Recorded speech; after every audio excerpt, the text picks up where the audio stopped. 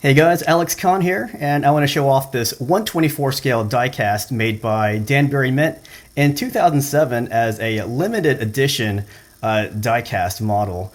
So this is the California Kid that featured as the hero car in the 1974 made-for-TV movie The California Kid, starring Martin Sheen and Vic Morrow. Now I want to tell you immediately, this diecast is very exquisite looking, but it is not movie accurate. We'll go over that in a second. But first I want to talk a little bit more about this diecast. So yeah, this diecast, it's a bit smaller than I like. It's 124 scale, but this is the only scale that they made it in. And because The California Kid is my top 5 favorite car movie of all time, I had to get this. I just wish they had the Belvedere that the sheriff drove, but I will settle for this for now. But yeah, this car is actually limited to 5,000 pieces worldwide, so there's actually quite a few of these you can still find on such places as eBay, but if you do find it, it's going to come with a very hefty price tag. Luckily, I got lucky with my acquisition of this car, so I didn't have to pay an exorbitant amount of monetary funds for this. Still, it was still pretty expensive for a 124 scale, but this car, as you can see, is extremely detailed. Now the box it came with was pretty bare. It just said limited edition California Kid and had some Ford logos on the box. And I don't know if this came with any manuals or anything or pieces of paper, but mine did not have any paper inside whatsoever. So I might have to go back and track some of the manuals down for this diecast car. So back to the car itself, the diecast. As I said, it's not movie accurate, but it is accurate to the California Kid that was built by Pete Chapouris in the 70s. So here's the story behind the original car. So Pete Chapouris and his friend Jim Jacobs made their own Ford Coupe hot rods back in the 70s. And what they came up with, well, Pete came up with this hot rod with the black finish and these flames down the side. And his friend Pete came up with a very similar looking car, but his was yellow, and that was known as Jake's Coupe. But the cool thing about this car is they're both featured on the cover of Rod and Custom magazine.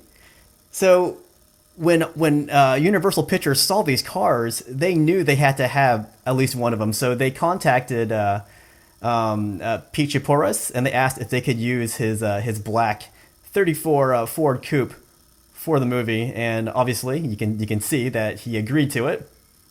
I would have been very hesitant though, because whenever there's a movie involved, a lot of times these cars get trashed. But this car was, for the most part, left pretty much untouched, but it did see some pretty hard driving in the movie.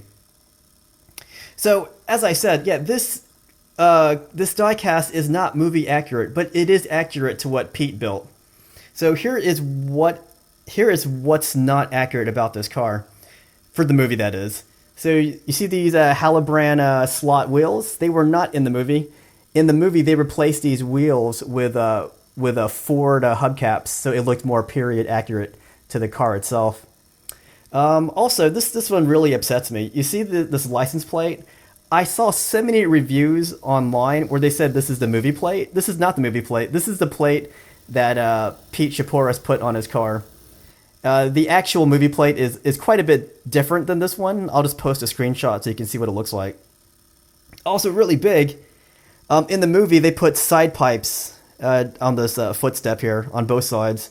And it's not on the diecast version, unfortunately, because I think that would have made this car look really, really cool. What else? Oh, the engine is a bit different, I think. This one is a V8.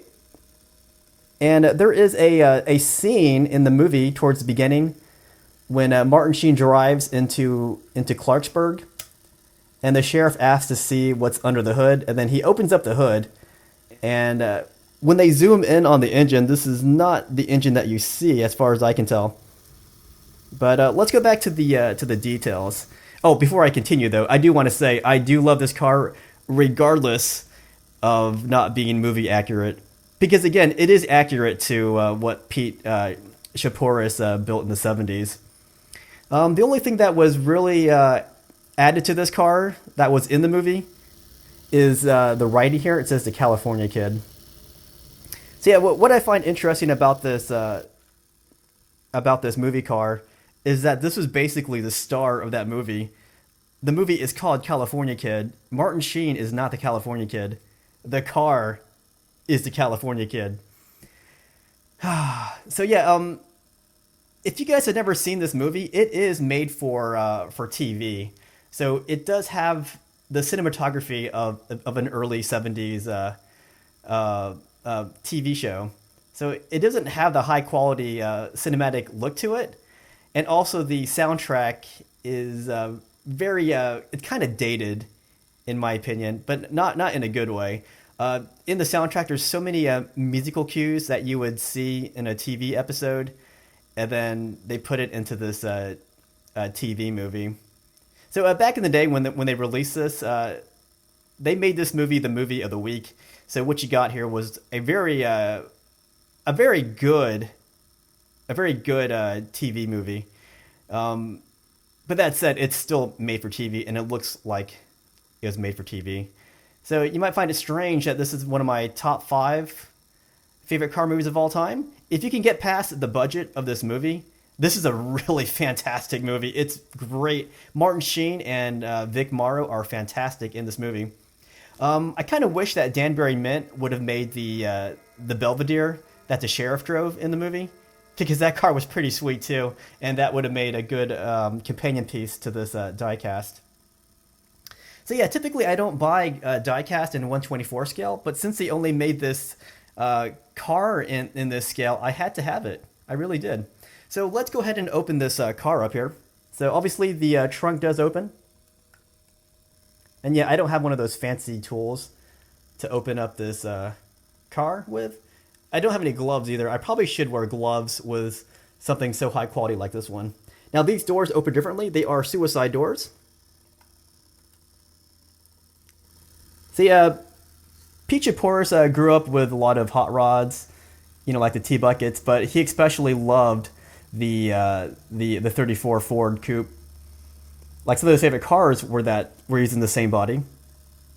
And again, yeah, this does open up. I don't know if these stay open or not. I don't want to force it because I don't want to break this very sweet diecast. Look at that, so beautiful. And what's really cool, when you close these doors, you snap them into place, so they don't just they're not just hanging. Like when I opened this in the box, the driver's side door was loose. That's because when they shipped it, it wasn't snapped into place. But had it been snapped into place, that would not have been a thing. But yeah, if you guys watch this movie, oh my gosh, yeah, please get past the low budget look to it, because it's a really fantastic movie. It's about the cars, and it's about this guy who's trying to get revenge for his brother. So yeah, in the movie, there's this little town called Clarksburg, and it's pretty much known as being a speed trap town. But what's not known is that the sheriff is out there. He's actually killing these people who are speeding through his town, and you find out why later on, why he does that. It's still not agreeable, but at least you have a motive for why the sheriff is doing something like that. But then Martin Sheen comes around, and he is not having any of the antics that the sheriff is putting out for him. So towards the end of the movie, he pulls up to the sheriff. The sheriff, without even saying anything, he knows that crap's about to get real. So there's a climactic car showdown between the California Kid and the sheriff's Belvedere. So yeah, I highly recommend this movie. Unfortunately, I can't find it on digital on any of the the streaming websites, but you can definitely find it on hard disk. I highly recommend the movie. You can also see a very young Nick Nolte, and Vic Morrow is a very fantastic actor who was taken away from our world prematurely when he was filming another movie. But he was also in Dirty Mary, Crazy Larry, ironically as the sheriff too. But he wasn't a bad sheriff in that movie.